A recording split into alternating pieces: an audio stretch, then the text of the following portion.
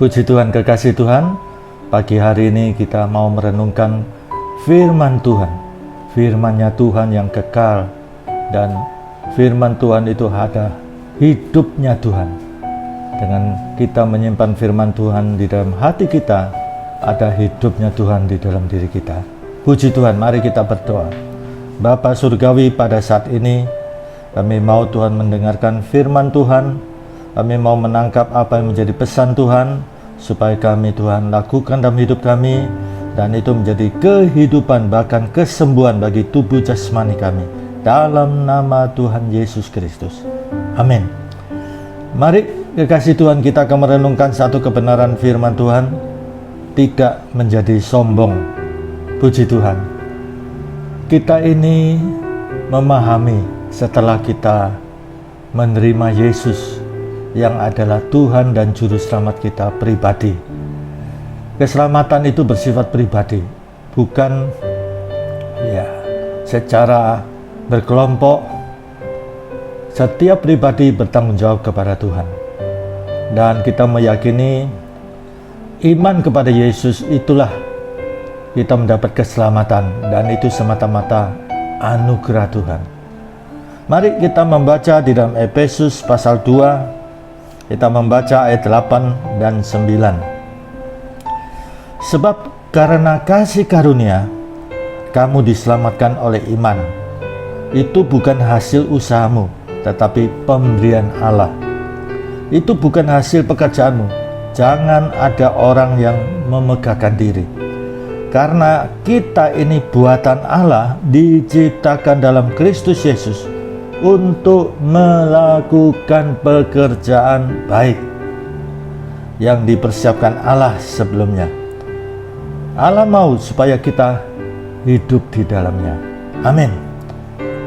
Kekasih Tuhan, kita perlu memahami tentang anugerah. Karena dengan kita memahami tentang anugerah, maka kita pasti tidak menjadi sombong. Siapa kita ini? Kita manusia yang fana adanya dan terbatas. Di sini kita membaca bahwa kita diselamatkan itu oleh iman, dan itu anugerah Tuhan. Lihat di sini, itu bukan hasil usahamu, tetapi pemberian Allah. Itu bukan hasil pekerjaanmu, pekerjaan saya dan saudara, pekerjaan kita semua. Bukan. Jangan ada orang memegahkan diri. Nah, ini tema jangan menjadi sombong ini terkait dengan anugerah Allah. Apakah anugerah itu? Anugerah itu pemberian Allah didasarkan karena kasih agape. Di dalam bahasa Yunani, kasih itu ada 4 bentuk. Kasih agape itu kasihnya Tuhan, kasih yang berkorban, pemberian Tuhan dengan cuma-cuma tanpa syarat. Sedangkan kasih storge itu adalah kasih keluarga antara orang tua dengan anak, anak dengan orang tua. Kemudian ada kasih filio atau filia. Di sini kasih antar teman, antar sahabat. Kasih filio. Kemudian ada kasih eros. Nah, eros ini adalah kasih antar suami dan istri. Nah, ini jangan disalahgunakan. Tidak boleh ada di luar hubungan nikah yang legal, suami istri yang sah di hadapan Tuhan. Nah, di sini kita lihat anugerah itu adalah pemberian Tuhan, pemberian Allah yang didasarkan kasih yang berkorban. Kasih yang diberikan tanpa syarat, tanpa cuma-cuma. Maksudnya cuma-cuma di sini tanpa syarat, ya. Dengan cuma-cuma, bukan karena hasil pekerjaan kita, bukan karena hasil usaha kita, keringat kita, bukan. Bukan berarti kemudian perbuatan baik itu tidak penting. Perbuatan baik itu sangat penting. Galatia 6 ayat 2 itu adalah hukum Kristus. Nah, di sini untuk keselamatan iman, supaya kita jangan menjadi sombong, ya, dengan mengatakan saya masuk surga karena jasa-jasa saya, karena saya sudah berbuat, ya, perbuatan baik, sumbang sana, sumbang sini. Saya sudah bertapa, saya sudah menyucikan diri, doa puasa. Akhirnya surga itu penuh dengan orang sombong. Nah, ini kita diselamatkan itu semata-mata kasih karunia Tuhan. Kita yang tidak layak dilayakkan. Kita yang tidak layak ini, ya, karena dosa Adam dan Hawa dan dosa perbuatan kita, dosa asal Adam dan Hawa dan dosa perbuatan kita, itu tidak bisa dibereskan dengan perbuatan baik. Allah tidak bisa disogok, ya. Dan kalau demikian maka surga penuh dengan orang sombong karena jasa-jasanya masuk surga. Nah, karena manusia penuh dengan dosa tidak bisa menyelamatkan dirinya, maka disinilah Yesus Kristus datang mengerjakan karya keselamatan, yang menanggung dosa, sakit, penyakit, dan kelemahan kita. Dengan kita beriman kepada Yesus, menerima Yesus yang adalah Tuhan dan Juru Selamat kita, maka kita memperoleh jaminan keselamatan hidup kekal di surganya Yesus. Dan itu adalah pemberian Tuhan, anugerah Tuhan, kita yang tidak layak dilayakkan. Sehingga dengan demikian tidak ada seorang pun bisa menyombongkan diri. Nah, di sini kasih Tuhan, anugerah itu kalau kita belajar khusus di dalam surat Efesus, itu ada 3 bentuk, ya, yaitu duduk, berjalan, dan berdiri. Yang pertama kita perhatikan, duduk dalam anugerah. Nah, ini bisa kita baca dalam Efesus pasal 2 ayat 4 sampai dengan 6. Tetapi Allah yang kaya dengan rahmat, oleh karena kasih-Nya yang besar yang dilimpahkannya kepada kita, telah menghidupkan kita bersama-sama dengan Kristus, sekalipun kita telah mati oleh kesalahan-kesalahan kita. Oleh kasih karunia kamu diselamatkan, dan di dalam Kristus Yesus Ia telah membangkitkan kita juga dan memberikan tempat. Nah, ini memberikan tempat, memberikan kedudukan, memberikan posisi, ya, memberikan kita kedudukan, tempat duduk bersama-sama dengan Kristus di surga. Nah, di sini sudah dibahas, ya, bahwa kita diselamatkan itu semata-mata anugerah Tuhan. Kita yang tidak layak dilayakkan. Dosa kita seberat apapun, di dalam Yesaya pasal 1 ayat 18, sekalipun dosa kita, ya, seperti merah kirmisi, akan menjadi putih seperti salju. Sekalipun dosa kita merah kesumba, akan menjadi putih seperti bulu domba. Jadi seberat apapun dosa kita, sampai didahului, mari kita berperkara. Kalau masih kurang yakin, iya. Nah, di sini inilah anugerah Tuhan. Seberat apapun dosa kita, kalau kita datang kepada Yesus, kita mendapat pengampunan dosa. Darah Yesus menyucikan hati kita, membasuh hati kita, lubuk hati kita, hati nurani kita, alam bawah sadar kita. Nah, di sini itu semata-mata karena anugerah Tuhan. Dengan demikian kita tidak bisa menyombongkan diri. Perbuatan baik dalam iman Kristen itu sebagai apa? Satu, sebagai buah iman. Nah, ini yang dimaksudkan Yakobus. Banyak yang salah paham di dalam surat Yakobus. Oh, iman tidak cukup, harus tambah perbuatan. Nah, ini bahaya, muncul bidat-bidat. Resikonya di situ, konsekuensinya di situ. Akhirnya percaya Yesus tidak cukup, harus percaya kitab ini, kitab itu. Percaya Yesus tidak cukup, harus, ya, melakukan ini, melakukan itu, ya. Akhirnya jadi bidat. Ciri-ciri bidat itu kan ya bisa kita ketahui seperti ya mengkultus individukan pemimpinnya, mengkultus individukan ya makhluk-makhluk roh seperti malaikat. Ya, demikian juga kita lihat ya menekankan bagian tertentu dari Alkitab, yang lain diabaikan. Demikian juga ya ajaran bidat itu percaya Yesus tidak cukup. Ya, di sini harus tambah ini, tambah itu, tambah ini, tambah aturan itu, tambah ya ayat ini, tambah kitab itu, tambah ya harus ya ada bagian-bagian tertentu di dalam Alkitab. Percaya Yesus tidak cukup, harus dibaptis selam, harus dibaptis Roh Kudus. Kalau tidak demikian tidak selamat. Nah, ini sudah menyimpang. Prinsip yang sangat hakiki di dalam keselamatan adalah kita diselamatkan oleh iman kepada Yesus. Dan itu anugerah Tuhan, pemberian Tuhan tanpa syarat. Ya, karena kasih, agape, kasih yang berkorban. Dan kita yang tidak layak dilayakkan, disinilah mujizat yang paling besar dalam hidup kita adalah keselamatan jiwa. Apa yang kita lakukan dalam pekerjaan Tuhan tidak cukup membalas kasih Tuhan yang begitu besar.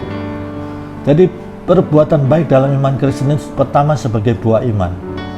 Ya, Yakobus menjelaskan kalau iman kita tidak termanifestasi dalam hidup sehari-hari, tidak mengejawanta dalam hidup sehari-hari, itu iman yang mati.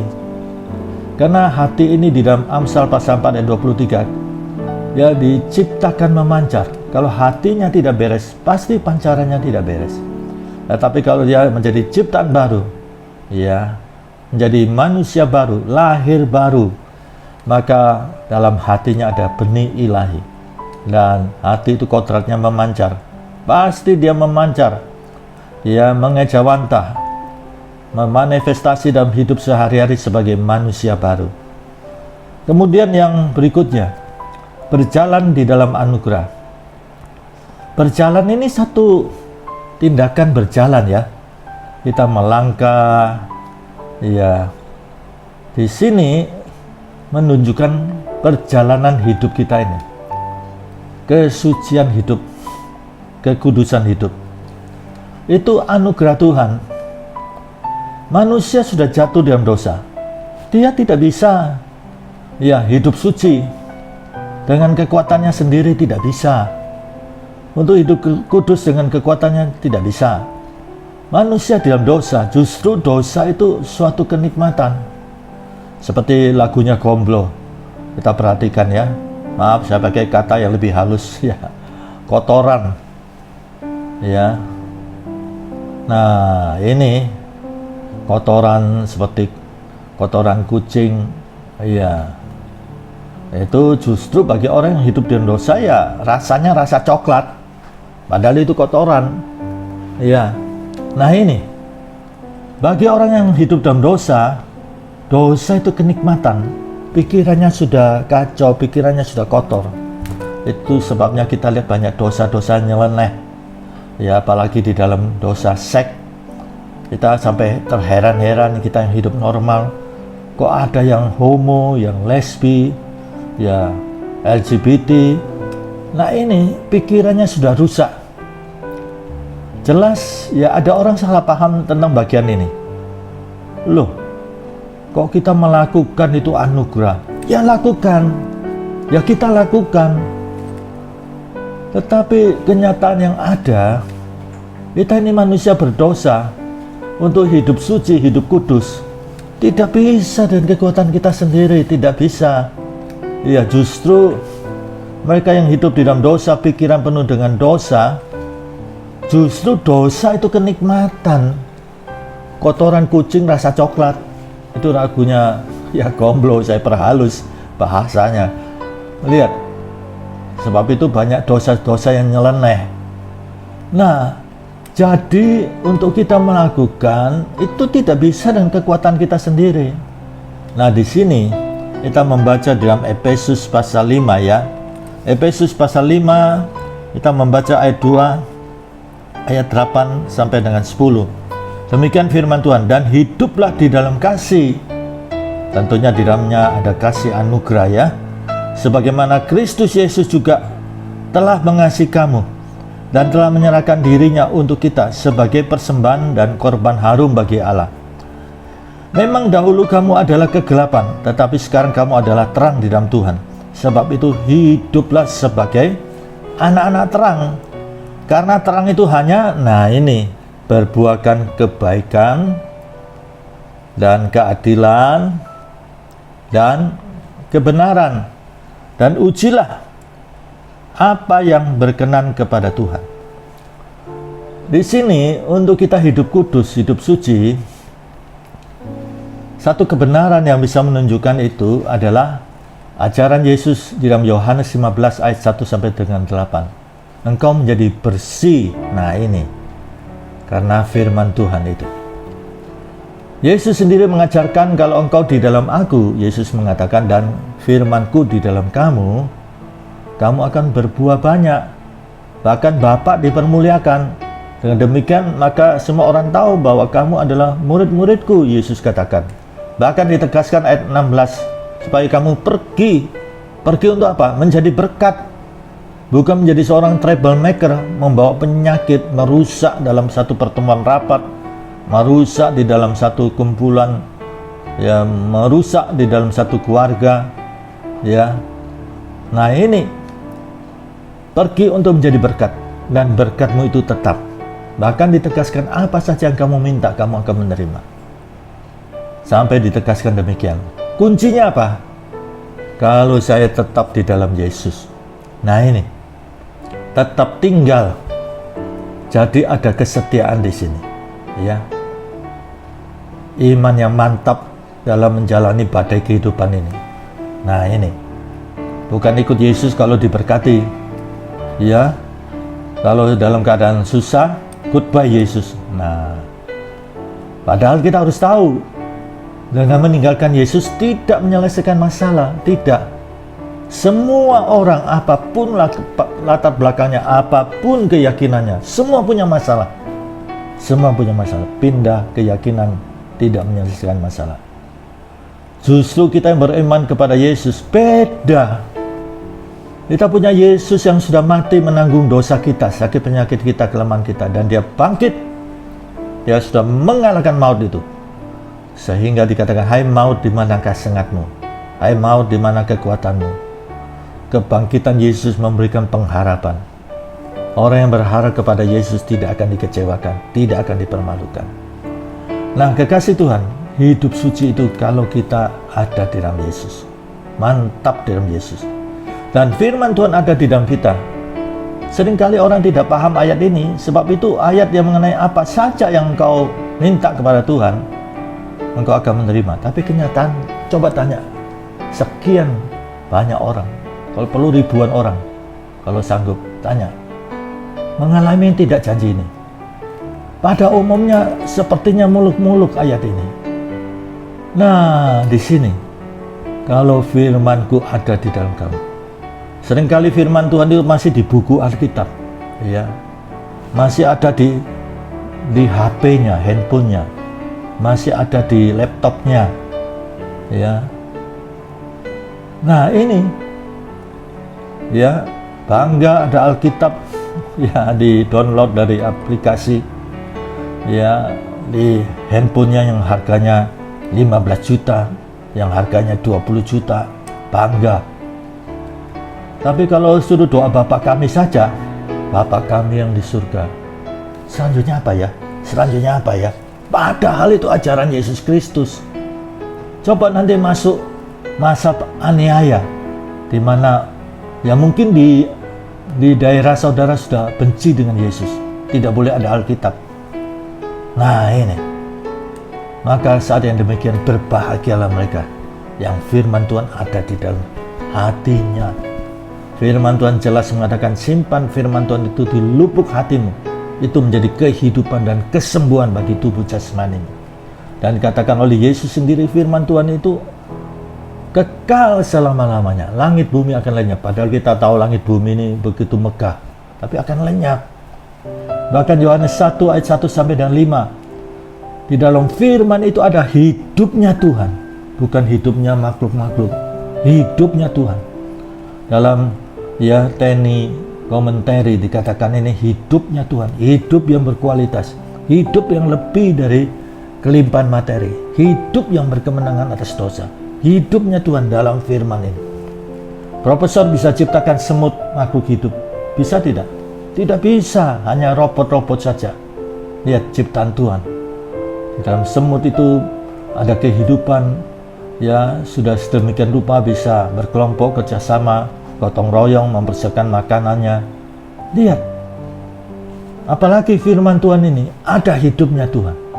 Dengan melihat makhluk-makhluk semut saja kita lihat luar biasa ciptaan Tuhan. Profesor secerdas apapun tidak bisa ciptakan semut.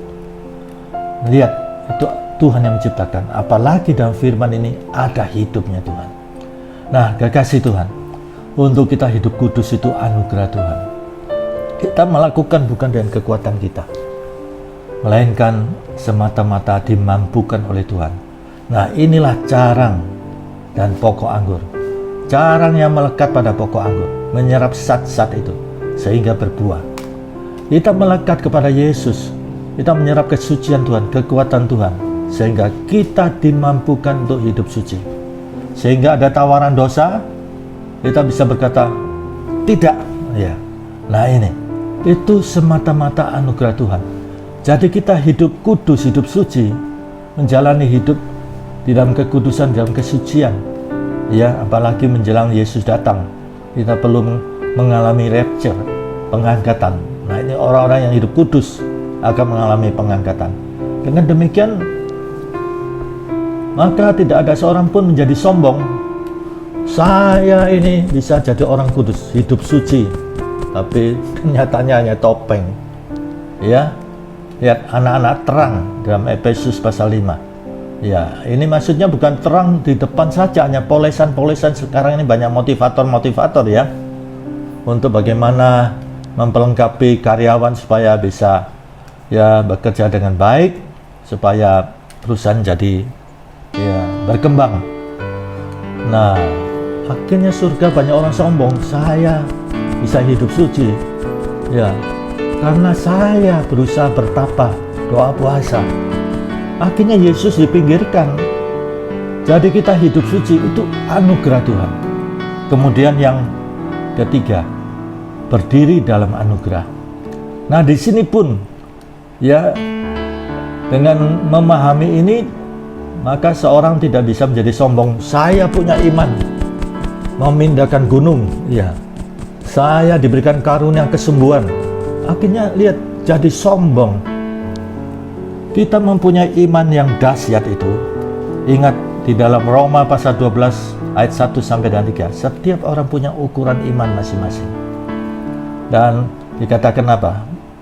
Ibadah yang murni adalah mempersembahkan hidupnya sebagai persembahan yang hidup, yang kudus, dan yang berkenan kepada Tuhan. Dan lihat, budi pekertinya diperbaharui Tuhan. Dengan demikian dia bisa memahami kehendak Tuhan yang sempurna, kehendak Tuhan yang diizinkan, kehendak Tuhan yang baik. Nah, ini itu bisa kita baca dalam Kisah Rasul pasal 16 ya. Rasul Paulus menetapkan dan timnya pergi ke Asia. Nah, ini kalau dia tetap memaksakan diri pergi ke Asia, ini kehendak yang diizinkan. Tapi apa yang terjadi, konsekuensinya harus dijalani. Nah, kehendak yang sempurna itu adalah Roh Kudus memimpin dengan mencegah untuk ke Asia, tidak mengizinkan ke Asia. Melainkan apa? Roh Kudus tunjukkan apa? Panggilan Makedonia. Nah, ini Rasul Paulus memahami peran Roh Kudus sehingga bisa meyakinkan timnya untuk pergi ke Makedonia. Di sini Injil masuk ke Eropa. Tapi harus lihat bahwa bukan kemudian tidak ada tantangan, ada. Tapi dengan ada tantangan, disitulah Tuhan tunjukkan. Di balik tantangan, kesulitan, kesukaran itu, kemuliaan Tuhan dinyatakan. Lihat, masuk penjara. Tapi lihat, kepala penjara Filipi sekeluarga diselamatkan Tuhan karena mendengar Injil dari Rasul Paulus. Kehendak yang baik itu di dalam Yakobus. Apa yang kita tahu berbuat baik tidak kita lakukan, kita berdosa kepada Tuhan. Nah, jadi Lihat, setiap orang punya ukuran iman, kemudian dijelaskan oleh Rasul Paulus di dalam surat Roma pasal 12 ayat 1 sampai dan 3. Nah, untuk kebenaran ini kita membaca di dalam Efesus pasal 6. Efesus pasal 6 ayat 10 dan 11. Demikian firman Tuhan. Akhirnya hendaklah kamu kuat. Nah ini, kuat di dalam Tuhan, di dalam kekuatan kuasanya. Nah ini, Tuhan itu kan serba maha, mengerucut di dalam powernya Tuhan, kuasanya Tuhan. Dan lihat, kenakanlah seluruh pelengkap senjata Allah, supaya kamu dapat bertahan melawan tipu muslihat iblis. Bertahan. Sebab itu ambillah seluruh perlengkapan senjata Allah, supaya kamu dapat mengadakan perlawanan pada hari yang jahat itu. Bukankah Rasul Paulus katakan hari-hari ini jahat adanya?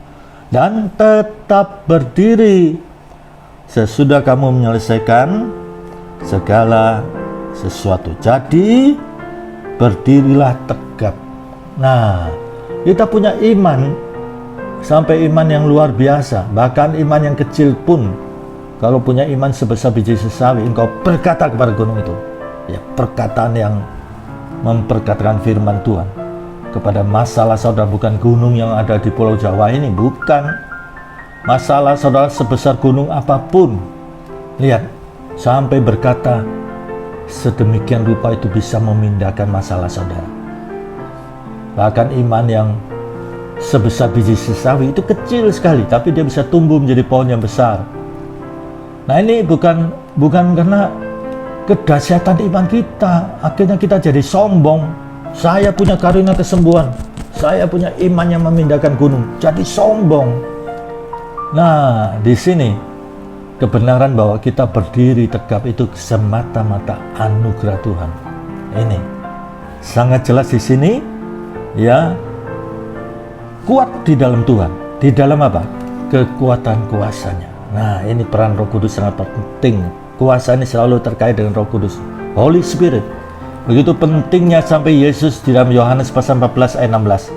Sampai Yesus itu minta kepada Bapaknya kalau tidak penting, supaya diutus Roh Kudus sebagai apa? Sebagai penolong. Dan apakah hanya sementara? Tidak, untuk selama-lamanya. Nah, disinilah kita punya iman yang sekalipun kecil, sebesar biji sesawi, bisa memindahkan gunung itu luar biasa. Kenapa? Karena yang kita imani itu adalah Yesus Kristus yang tidak berubah baik kemarin, hari ini, dan sampai selama-lamanya. Puji Tuhan. Dengan demikian kita memahami, ya, kita menjadi anak Allah itu adalah anugerah Tuhan. Kita punya kedudukan, ya, menjadi anak Allah itu anugerah Tuhan. Dan kemudian kita berjalan di dalam hidup kudus, hidup suci, itu anugerah Tuhan. Dan kita mempunyai iman yang berdiri mantap, ya, keyakinan yang kokoh, ya, dalam iman, itu pun anugerah Tuhan. Dengan demikian pemahaman ini mengajarkan kepada kita tidak menjadi sombong. Kita butuh Tuhan, dan kita hidup ini semata-mata kemurahan Tuhan. Puji Tuhan. Mari kita berdoa. Bapa Surgawi, kebenaran ini memahami setiap pribadi yang mendengar firman Tuhan ini, bahwa mereka hidup karena semata-mata anugerah Tuhan.